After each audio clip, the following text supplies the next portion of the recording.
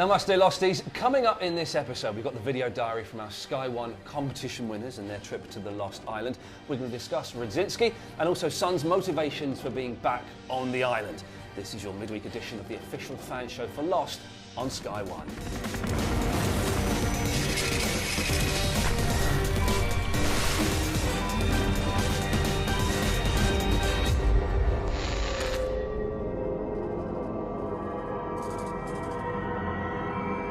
Calm down, ladies. He's here. It's Geeky Tom. All right. Sucker. Yeah. Oh, you little... Over here, it's the editor of the official Lost magazine, Paul Terry. Evening. Yeah, we're all a little bit giggly today. I don't know why. Let's talk about the episode Namaste. And we learned that Sun didn't time shift with the rest of the Oceanic Six. There was a theory that possibly she can't go to 1977 because maybe she's already on the island.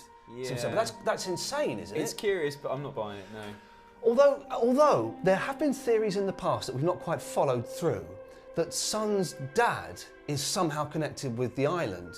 So maybe she is on the island as a young girl. Sawyer does jump back in time and sees Kate giving birth, and they would have been on the island at the same time. So yeah, but that's when the island's just jumping around like a scratched record. It's not from the warp out of the plane. Does it make a difference? I don't know. I don't know the rules of time travel. Nor do I. Nor do I. So we're stuck then. Christian Shepherd seems to be expecting her though when he's been all spooky and. Yeah, but I don't think he kind of. I think he can just turn up where he wants to. Yeah. He doesn't have to kind of wait around. I don't get his role. I'm finding him a little bit annoying. The fact that he can just turn up and. Oh, I'm going to do this now. I actually read quite a weird theory about him, that it could be Locke. Because... Sorry, what? Sorry, I've almost woken up then. What? Well, you know that they dress... Locke is supposed to be the Christian Shepherd replacement when they fly him back to the island. Oh, right, sorry. As the dead person. Yeah. So, Locke has somehow got into, Christian Shepherd's shape and body, and is wandering around. That's absolute balls. It's weird, isn't it? It's not weird, it's balls. It's the worst theory I've ever heard. I did say I read it. I didn't say I came up with it. You read it in your diary after you'd written it down in there. Wyvern Hawk. Sun has become, from the cute, fun-loving, beautiful Korean lady that we all loved in the first 4 seasons, become a bit of a cold bitch. What's happened to her over the past few years? I think just more focused and more businesslike and more, not taking any nonsense. Terry likes Sun. He likes it. I do. I think she's very selfish, she's very cold, she's very determined, and she could not give a stuff about anybody else. Wait a second. Hold up. Back up. Yes, boss. I can't believe you're saying those words for 2 reasons. Yep. One, because you're in love with her. Gone off for a bit. A bit. Yeah. Still, it's deep. It's Juliet now. Deep. And, she's risked her life knowing that this kind of weird, island situation to find Jin. Is she working for Widmore? Is she being manipulated by Widmore? No, but she's on the beach and she's looking at the wedding ring and she's looking really emotional about it. And I think that for her, it's all about finding, the love of her life, finding her husband. So I don't buy all this, clandestine, duplicitous. I like Secret Mission though with CW. I like that. Yeah. It's fun. It's good. It's like, I'll get you Jim back. But you got to do a little something for me, Yeah, but she would want to get Jim back anyway. Because it's not like, all right, I'll get my husband back. Yeah. We've got a forum post from Ever Adrift. It says, Sun is supposed to be on the island in 2007. Christian was waiting for her in Lepidus and told her she had a journey ahead of her. Christian seems to speak for the island and he certainly seemed interested in Sun. Well, wouldn't you? I put that bit in. I'm guessing that Sun being in the present and Jin in the past is going to be related to how the original Losties get back to the present. This is a theory that I have come up with myself and have mentioned to you both, that somehow she is, I don't know, maybe a constant. But why not Ben? Why not anyone else why not some random people like Caesar and Ilana? We're not talking about them. It turns out they're not very quickly in the episode Namaste. We learned out that they're not a team. Yeah. That they are surprising. separate. Yeah, which was an interesting little thing. Got an email from Chris Rooks.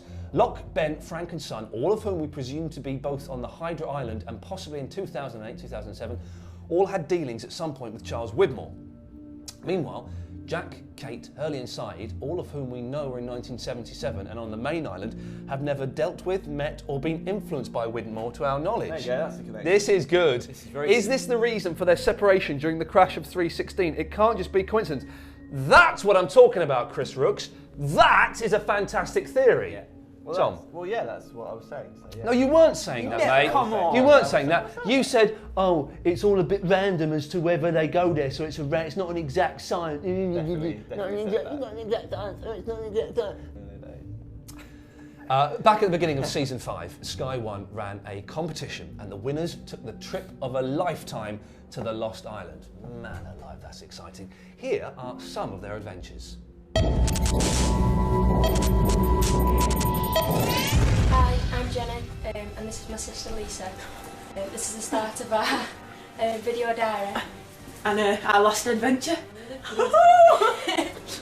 Well, we're going meeting our rep downstairs at 10 o'clock. He's going to take us to the beach where they're filming season 6 of Lost. And we get to watch it.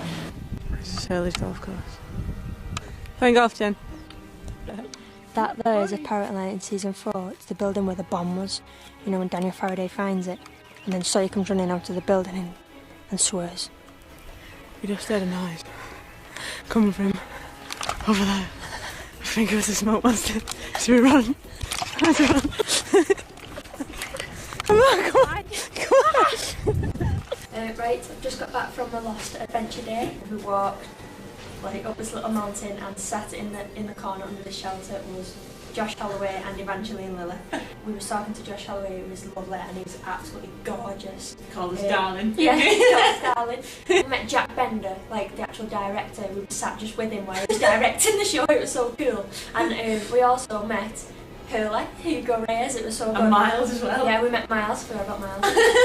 And we got him to sign our bags. Much lower. Love Evangeline. Sky's the limit from Miles. Jenna, aloha darling from Josh Holloway. To Jenna, aloha. Not really sure what that says. From George Garcia, aloha. And then we've got at the top from Jack Bender, the director, who's put Jenna, keep being lost and found. Love Jack Bender. It's just absolutely amazing. We were sat watching him film Lost. Thank you. Bye.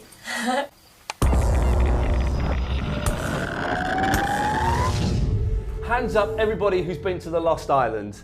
Oh, it's just me. I'm sorry, guys. Yeah, well, isn't that a shame? Yeah, got to say, wonderful place. If you get the chance, go. Well, can we go next season then? No. If you want to send us an email, send an email to lostonsky1 at sky.com, lostonsky1 at sky.com. You can be our friend as well on Facebook, Bebo, MySpace and Twitter. When I say friend, it's not like real friends. Don't turn up expecting tea and sandwiches. That won't be happening. Now, your emails. A lot of interest as to the identity of Jacob. An email from Derby or Derby? I would go for Derby. Derby Pride. I think that in Le Fleur, the producers gave us, don't read it on my shoulder, the producers gave us a massive clue as to the identity of Jacob. A variant on the name James just so happens to be Jacob. Sorry? What mad world are you from, my friend? So my theory is that at some stage, Sawyer travels back in time, giving his name as Jacob. The proof? Here it comes. Here we go. Ben was reluctant to take Locke to see Jacob. Mirrors the start of Le Fleur when the Dharma guys were reluctant to tell Le Fleur about the drunken Horace. Jacob becomes violent with Ben when he took Locke to the cabin. A Sawyer trait. This is tenuous stuff, Derby Pride. According to the Bible, Jacob conned his brother Esau into selling his birthright. Both Hurley and Claire were with Sawyer immediately before their encounters with Jacob. Christian Shepherd made friends with Sawyer before the original crash. In Le Fleur, Horace and Sawyer seemed to be quite friendly. It was Horace who built the cabin where Jacob now resides. What?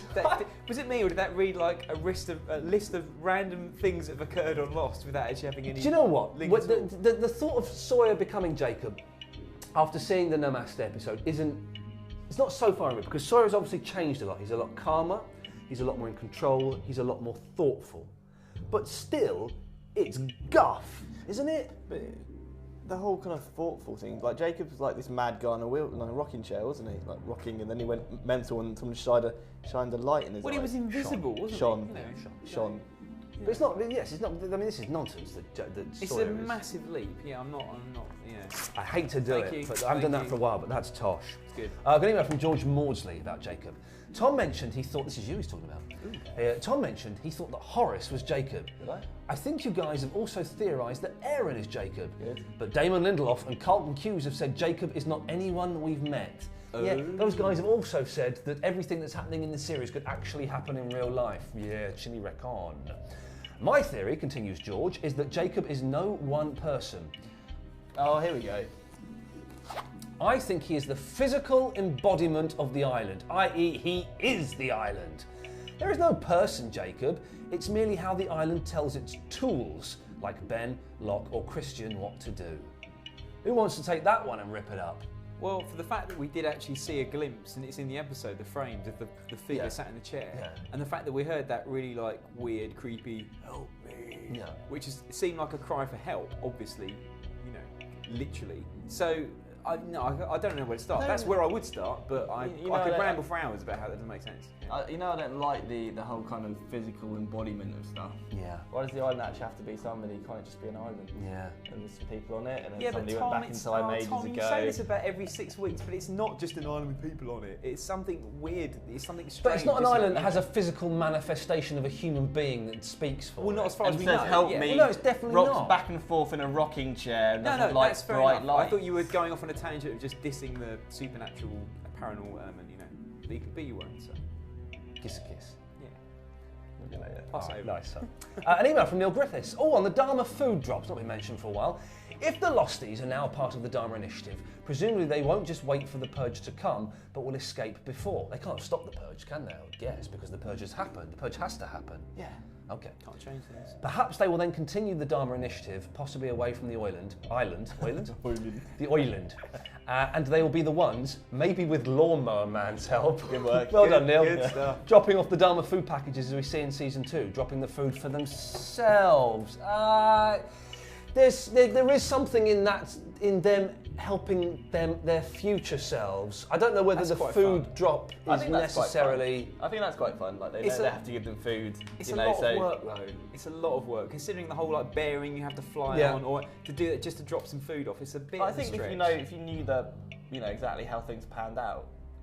Yeah. I thought wasn't there something ages ago that they were automated anyway, like some kind of like automated delivery Press the system. button. An automated food drop. Yeah, Well, they press no, the button. as in It it was was just- it was in the flame. Don't you remember? But how does? What do you mean? How does the food drop automatically? I don't know. You just press the button. No, I quite like that, Neil, and also like because he actually wrote a Lawnmower Man. I know, that's good. Well done, very funny.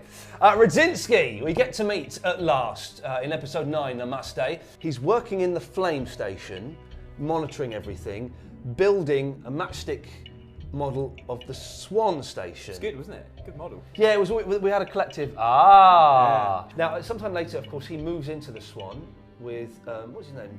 Not John Inman. Kelvin. Kelvin Inman. Can I just stop you right there? Please do. Where's the nuclear bomb stored? Yeah, good point, actually. I mean, that could still be underground in concrete, though. It could be. Yeah, it could be literally underground. just be underground. But it's not in the Swan at the moment, is it? He, of course, made the map on the out of, like, was it like washing fabric conditioner? or yeah, something? the amazing UV map thing. I'll tell you why he did that. Because the Swan will be the only hatch left, right? Will it? The others will control the rest of the village, the bunker. So you're saying that he moved in there after the purge? Oh, I like this. Carry on. I know where you're going with this. Carry yeah, on. because and the others can just see exactly what they're doing in there. It's good. I don't know. Yeah. So that's why he'd have to hide the map. He's saying like when the others took over all the Dharma stations, you're saying he did that as a secret thing, just that him and his kind of peers could see what's going on. That's what you mean. There's going to be like a constant turnover of people, isn't there? Yeah, in the Swan. So they're not going to know the location of all the hatches. It's a secret wink to people that come in. Yeah. Where the other hatches are. Yeah. Good one. So maybe they had some truce as well with the others, saying that you stay down there, make sure you press that button. Yeah. Are you saying that he moved, that Radzinski and Inman go into the hatch, the original hatch, after the purge? Yeah. I think they may even be forced in there by the others to continue that's really good. pressing the button as in punishment for building it. Like, you shouldn't have meddled with powers. It'd be good to get a bit more of Radzinski's story. This is how they break the truce. This is good. This is why the truce gets broken, because they're not supposed to build the swan, I reckon. Yeah. Okay, let's before we end, we've got some exciting news. Geeky Tom's Facebook page. Oh, I remember that. Yeah. 320 friends, Tom. 310. I'm quite a big deal now. I love Paul Terry. What? 48. Oh my God! Oh dear! Oh dear! I love Ian Lee's only got 22 members. Oh, that's very sweet. So I'm the winner then. The winner of what? I don't know. Tell me, you are the winner. You are just the winner. Alive. In capitals. What a disappointing ending that was. Anyway, join us on Sunday when we'll be discussing episode 10, He's Our You. That's an exciting title, isn't it? In the meantime, you can watch all of our Lost Initiative shows so far at sky.com/lost. Keep your theories and your emails coming in until Sunday. Namaste.